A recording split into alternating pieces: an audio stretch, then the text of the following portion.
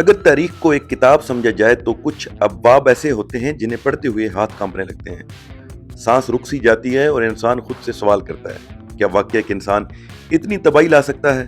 یہ کہانی کسی افسانے کی نہیں، یہ کہانی کسی فلمی ویلن کی نہیں دوستو، یہ کہانی ہے ایڈولف ہٹلر کی، ایک ایسا نام جو آج بھی خوف، نفرت، جنگ اور نسل کشی کی علامت ہے۔ لیکن سوال یہ ہے، کیا ہٹلر صرف ایک شیطان تھا یا وہ بھی ایک عام انسان تھا جو غیر معمولی حالات میں ایک خطرناک نظریہ بن گیا؟ آج کی اس ڈاکومنٹری میں ہم نہ تعریف کریں گے اور نہ نفرت میں اندھے ہوں گے، بلکہ حقائق، تاریخ اور انجام ساتھ ساتھ اس کہانی کو سمجھنے کی کوشش کریں گے۔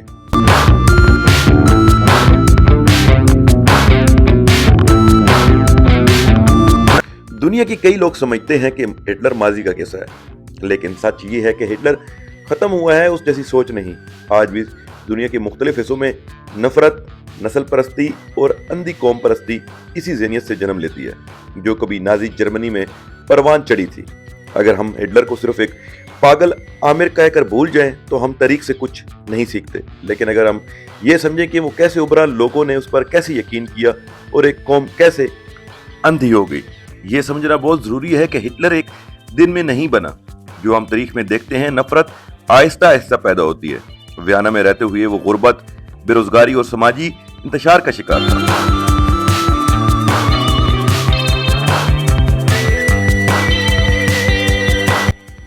ایک دشمن، جب جرمنی جنگ ہار گیا اور ورسائی معاہدہ ہوا تو جرمن قوم شرمندگی، غصے اور معاشی تباہی میں ڈوب گئی، اور ایسے حالات میں لوگ ایک مسیح ڈھونڈتے ہیں، ایک آواز جو ہجوم کو مسحور کر دے۔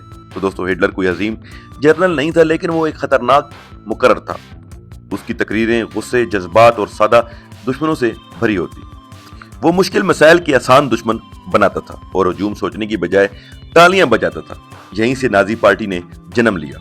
دوستو، یہ ڈاکومنٹری کسی طور پر ہٹلر کی حمایت نہیں بلکہ ایک وارننگ ہے، کیونکہ تاریخ ہمیں یہ بتاتی ہے کہ جب عوام سوال کرنا چھوڑ دے، جب میڈیا خاموش ہو جائے اور جب نفرت کو حب الوطنی کہا جانے لگے تو پھر ایک ہٹلر پیدا ہوتا ہے۔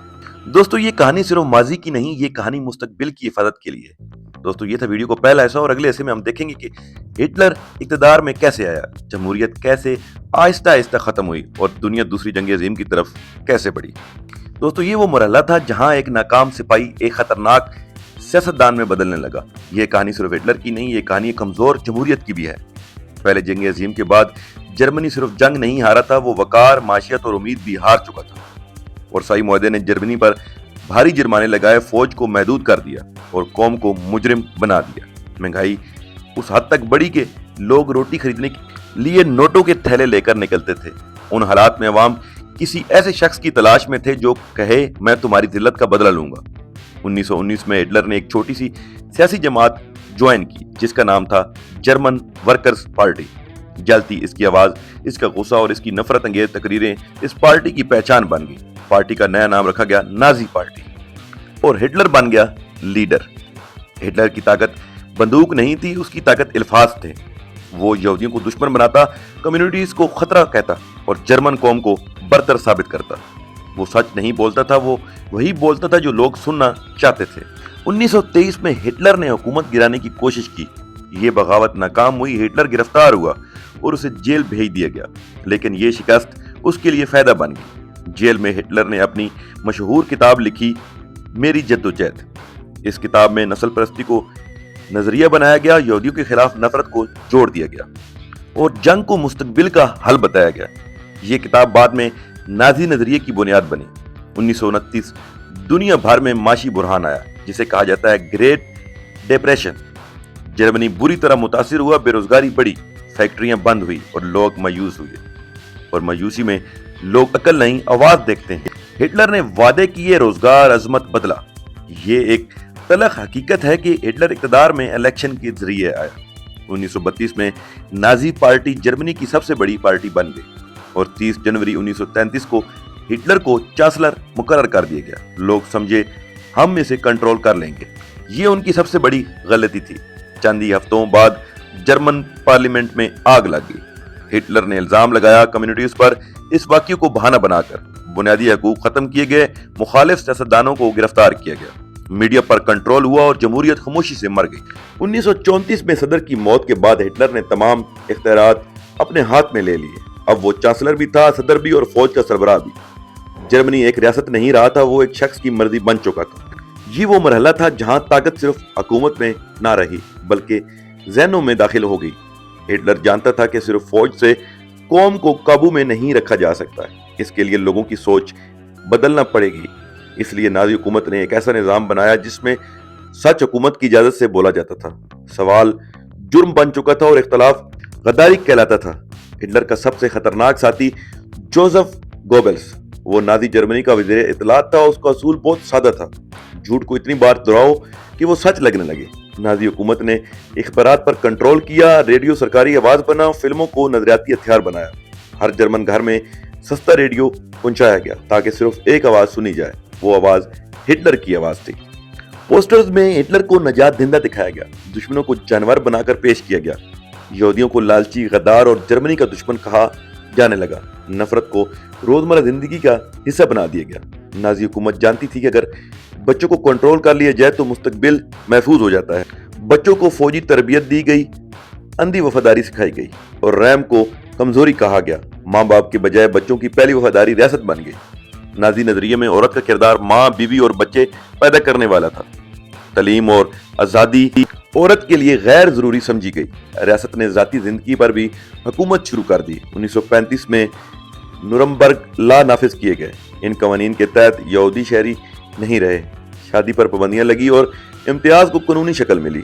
اب نفرت صرف سوچ نہیں، قانون بن چکی تھی۔ اختلاف رائے خاموشی سے ختم کیا گیا۔ گیسٹاپو، خفیہ پولیس، بغیر عدالت سزا، لوگ ایک دوسرے پر شک کرنے لگے۔ خاموشی بقا کا ذریعہ بن گئی۔ سب سے خطرناک بات یہ تھی کہ اکثر لوگ خود ظلم نہیں کر رہے تھے لیکن وہ خاموش تھے، اور تاریخ گواہ ہے خاموشی بھی جرم بن جاتی ہے۔ ہٹلر کا جنگ کی طرف قدم، یورپ کو آگ میں جھونکنے کا آغاز۔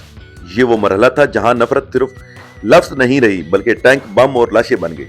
اقتدار میں آنے کے بعد ہٹلر کا مقصد واضح تھا، ورسائی معاہدے کا خاتمہ، جرمن فوج کی بحالی اور رہنے کی جگہ کے نام پر توسیع۔ اس نظریے کے مطابق دوسری قومیں جرمن نسل سے کم تر تھی۔ دنیا کو یقین دلایا گیا کہ جرمنی امن چاہتا ہے، لیکن پردے کے پیچھے فوجی طاقت میں اضافہ، اسلحہ سازی اور نوجوانوں کی جنگی تربیت۔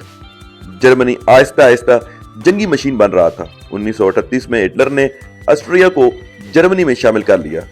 کوئی جنگ نہیں ہوئی کیونکہ خوف، پروپیگنڈا اور عالمی خاموشی نے راستہ ہموار کر دیا۔ یہ دنیا کے لیے ایک وارننگ تھی لیکن کسی نے نہیں سنی۔ ہٹلر نے چیکوسلوواکیہ کے علاقے سٹوڈنٹ لینڈ کا مطالبہ کیا۔ برطانیہ اور فرانس نے جنگ سے بچنے کے لیے اسے مان لیا۔ یہ تھا مونچ ایگریمنٹ، لیکن امن صرف ایک فریب تھا۔ کچھ ہی مہینوں بعد پورا ملک ہٹلر کے قبضے میں تھا۔ 1 ستمبر 1939 کو جرمن فوج نے پولینڈ پر حملہ کیا۔ یہ وہ لمحہ تھا جب دنیا نے جان لیا کہ جنگ ناگزیر ہے۔ برطانیہ اور فرانس نے جرمنی کے خلاف جنگ کا اعلان کر دیا۔ دوسری جنگ عظیم شروع ہو چکی تھی۔ ہٹلر نے ایک نئی جنگی حکمت عملی بنائی، تیز رفتار جنگ، اچانک حملے، فضائی بمباری اور تیز پیش قدمی۔ پولینڈ، ناروے، بلجیم، ہالینڈ اور فرانس چند مہینوں میں شکست کھا گئے۔ دنیا حیران رہ گئی۔ 1940 میں فرانس، جو ایک بڑی طاقت تھا، جرمن فوج کے سامنے جھک گیا۔ پیرس پر نازی پرچم لہرا دیا گیا۔ ہٹلر طاقت کے نشے میں ڈوب چکا تھا۔ ہٹلر نے سوچا کہ برطانیہ بھی جلد ہار جائے گا، لیکن رائل ایئر فورس اور عوامی مزاحمت نے جرمنی کو روک دیا۔ بیٹل آف بریٹین ہٹلر کی پہلی بڑی ناکامی تھی۔ 1941 میں ہٹلر نے سوویت یونین پر حملہ کر دیا۔ یہ فیصلہ بغیر تیاری اور حد سے زیادہ اعتماد میں لیا گیا تھا۔ سخت سردی، لمبا محاذ اور شدید مزاحمت جرمن فوج کو توڑنے لگی۔ یہاں سے ہٹلر کی شکست کا آغاز ہوا۔ یہ وہ مقام تھا جہاں تاریخ صرف جنگ کی کہانی نہیں رہتی بلکہ انسانی ضمیر پر سوال بن جاتی ہے۔ ہٹلر کے نزدیک یہودی صرف مخالف نہیں تھے بلکہ ایک مسئلہ تھے جسے اس کی زبان میں حل کرنا تھا۔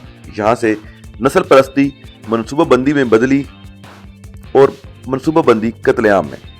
1941 کے بعد نازی قیادت نے ایک خفیہ پالیسی اپنائی جسے کہا گیا final solution to the Jewish questions. اس کا مطلب تھا یورپ کے تمام یہودیوں کا خاتمہ، منظم، صنعتی اور ریاستی سطح پر۔ یہ کوئی ہجوم کا تشدد نہیں تھا، یہ سرکاری قتل تھا۔ لاکھوں یہودیوں کو گھروں سے نکالا گیا، مال گاڑیوں میں ٹھوسا گیا اور نامعلوم مقامات پر منتقل کر دیا گیا۔ बुजुर्ग, औरतें, बच्चे, किसी को इस्तिस्ना नहीं मिला। ज्यादातर को यह भी मालूम नहीं था कि वो मौत की तरफ जा रहे हैं। नाजियों ने दर्जनों कैंप बनाए, जिनमें सबसे बदनाम थे ऑचविट्स, त्रिब्लिंका, सोबिबोर, डाचू। ये कैंप कैद खाने नहीं थे, ये कत्लगाहें थी। लोगों को गैस चैम्बर्स में मारा गया, भूख से, मुशक्कत से और बीमारियों से खत्म किया गया। सबसे दिल दहला देने वाला पहलू बच्चों का था। ज्यादातर बच्चे काम के काबिल नहीं समझे गए और सीधे मौत के घाट उतार दिए गए। उनका जुर्म सिर्फ ये था कि वो एक मखसूस नस्ल में पैदा हुए। कुछ कैंपों में कैदियों पर तिब्बी तजर्बात किए गए, बगैर दवा के सर्जरी, सर्दी के तजर्बात, जहरीले केमिकल्स। ये सब इंसानों पर जानवरों जैसा सलूक था। होलोकॉस्ट में तकरीबन 60 लाख यहूदी मारे गए। लाखों दीगर अफराद भी निशाना बने, जिनमें रोमानवी, माजूर, हम जिन्स परस्त, सियासी मुखालिफ। ये कत्ल किसी जंगी लम्हे में नहीं बल्कि मुनज़्ज़म मंसूबे के तहत हुआ। ये सब छुप कर नहीं हो रहा था, अफवाहें थी, इतलात थी। दोस्तों, अब जवाल का आगाज हो चुका था। ये वो मरहला था जहां एक ताकतवर आमिर अपनी ही गलतियों का कैदी बन चुका था। 1942 के बाद जंग का रुख बदलने लगा। रूस में स्टालिनग्राड की शिकस्त, शुमाली अफ्रीका में नाकामी, इत्तेहादी अफवाज की बढ़ती ताकत, यह सब नाजी जर्मनी के लिए खतरे की घंटी थी। स्टालिनग्राड की जंग शदीद सर्दी, भूख और नाके से पिलाई। जर्मन फौज चारों तरफ से घिर गई। 1943 में लाखों जर्मन सिपाहियों को हलाकत, गिरफ्तारी ने हिटलर की नाकाबिले शिकस्त होने की कहानी तोड़ दी। इस मरहले में हिटलर हकीकत से कट चुका था। जनरलों की बात नहीं सुनता था, हर नाकामी का इल्जाम दूसरों पर, ख्याली नक्शों पर फतह देखता था। उसके फैसले अकल नहीं, जिद पर मबनी थे। बरतानिया और अमेरिका ने जर्मन शहरों पर शदीद बमबारी शुरू कर दी। बर्लिन, हैम्बर्ग, ड्रेसडेन शहर मलबे में बदल गए। वो अवाम जो कभी हिटलर को नजात दिंदा कहते थे, अब बेघर, भूखे और खौफजदा थे। 6 जून 1944 को इत्तेहादी अफवाज ने फ्रांस के साहिल पर तारीखी हमला किया, डी डे, जिसे नॉर्मंडी लैंडिंग कहा गया। मगरब से और मशरिक से जर्मनी दबाव में आ गया। नाजी फौज 2 महाजों पर टूटने लगी। 1944 जर्मन फौज के कुछ अफसरान ने हिटलर को मारने की कोशिश की, लेकिन मंसूबा नाकाम हो गया। हिटलर बच गया, लेकिन शक में इजाफा, सजाएं सख्त और खौफ मजीद गहरा। 1945 के आगाज तक सोवियत फौज बर्लिन के दरवाजे पर थी। शहर मलबे का ढेर, बच्चे और बूढ़े फौज में, शिकस्त यकीनी। लेकिन हिटलर अब भी इनकार में था।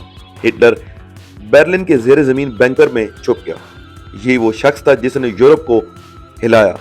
अब अंधेरे में, खौफ में और तन्हाई में जिंदगी गुजार रहा था। ये वो लम्हा था जहां नफरत का सफर खुद नफरत के अंजाम तक पहुंचता है। अप्रैल 1945 सोवियत फौज बर्लिन में दाखिल हो चुकी थी। शहर जल रहा था, तोपों की आवाजें, शिकस्त की तस्दीक। एक बैंकर, महदूद रोशनी और टूटा हुआ आमिर। हिटलर अब किसी रियासत का सरबराह नहीं था, वो सिर्फ एक खौफजदा इंसान रह गया था। आखिरी दिनों में हिटलर फिर भी ख्याली फौजों पर यकीन रखता था। शिकस्त मानने से इनकार करता था। हकीकत को मानना उसके लिए नामुमकिन हो चुका था। जिन्होंने उस पर अंधा यकीन किया था, वही अब उसे छोड़ चुके थे। 29 अप्रैल 1945 को हिटलर ने अपनी दरीना साथी ईवा ब्राउन से बैंकर में शादी की। यह शादी मोहब्बत की नहीं, इंजाम की अलामत थी। सिर्फ एक दिन बाद दोनों ने जिंदगी खत्म करने का फैसला किया। 30 अप्रैल 1945 को हिटलर और ईवा ब्राउन बैंकर में मुर्दा पाए गए। नाजी क़यादत के हुक्म पर लाशों को जलाया गया ताकि कोई अलामत बाकी ना रहे, लेकिन तारीख में उनके अमाल हमेशा के लिए नक्श हो चुके थे। हिटलर की मौत के बाद चंद दिनों में जर्मनी ने हथियार डाल दिए। 8 मई 1945 को यूरोप में जंग का खात्मा हुआ। नाजी रियासत खत्म हुई, नजरिया शिकस्त खुर्दा हुआ, क़यादत मुर्दा या गिरफ्तार हुई।